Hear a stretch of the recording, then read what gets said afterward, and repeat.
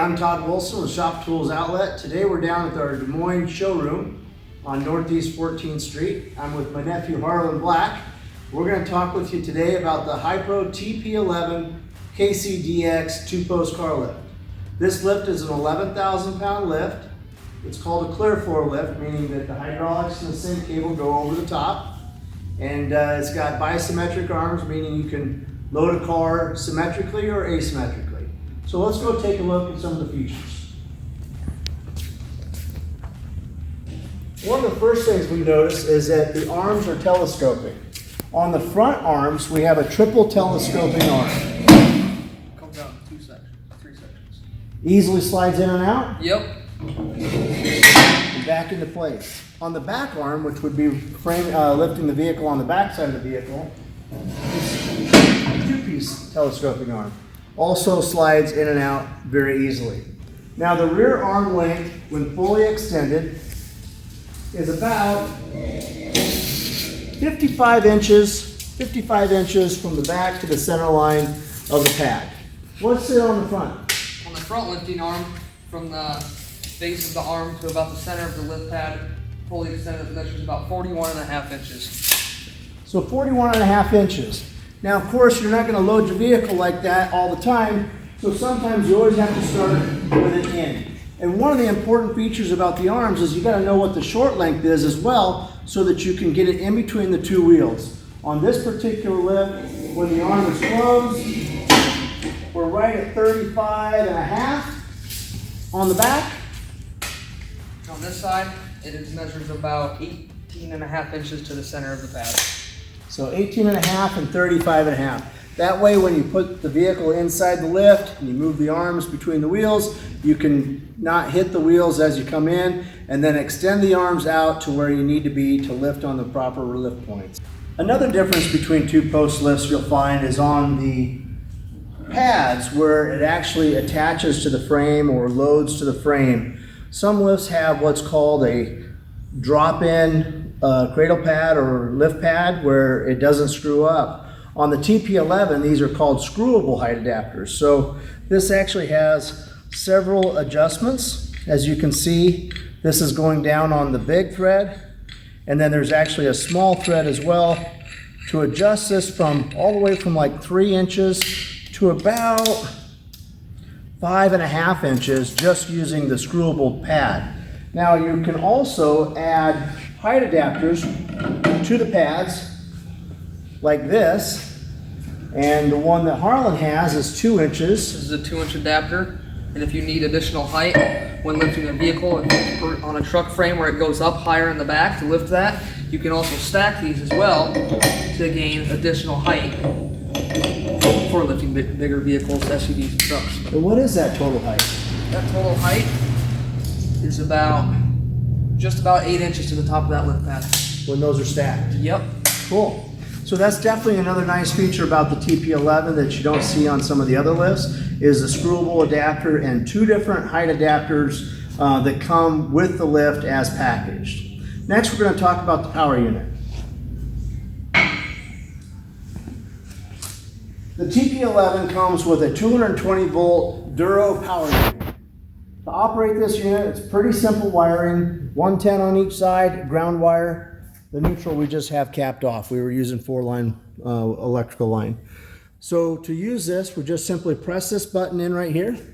And you notice that the lift is actually fairly quiet. And it's going to go, and as it goes through the locks, it adjusts this lever up and down so you know that it's making contact with the locks. And as we bring this up, we're going to take a look at the cylinder. It's a direct drive inverted cylinder.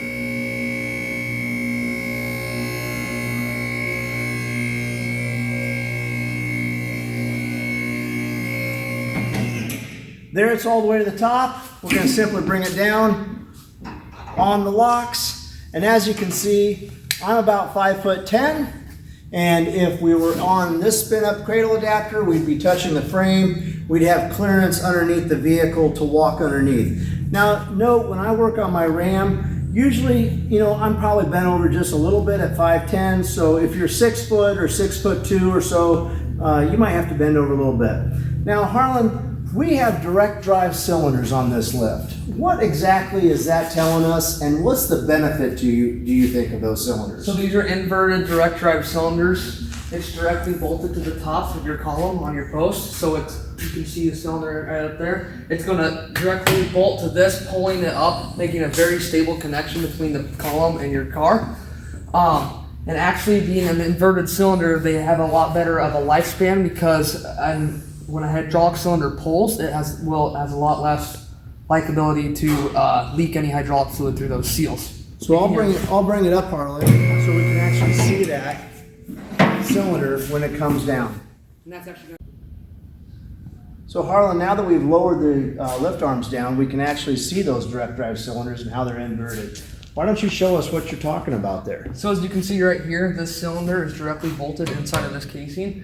And as you raise this lift, this cylinder right here is going to actually retract into this cylinder housing and pull up instead of pushing, making the longevity much longer.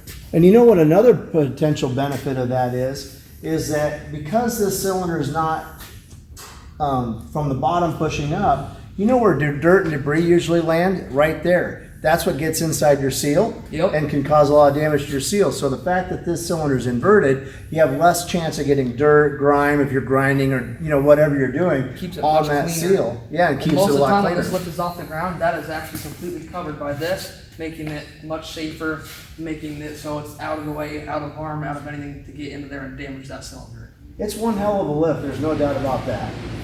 What about the lock mechanism, Harlan? So as you can see right here, there's a very heavy duty steel tube in there, and if you can look down inside of there, there's square cutout holes in that seal piece. So as this goes up, you will actually hear this lock right here. You can see it move. That's a single lock release. That's a single lock release that you can release from the side with a cable mechanism. And that will actually keep you safe while you're underneath the vehicle, so that if the hydraulics, wherever, do not hold it, that will hold the car instead. Another nice feature about this lift is the auto shut-off bar at the top. So it's all electronic, and in essence, as the vehicle comes up, it hits this bar right here. It activates a switch that's just wired into the power unit and auto shuts the power unit off so you don't damage the top of the vehicle. That's really good, especially when you're lifting something with maybe a taller cab, so that where you're never going to crush or damage the customer's car.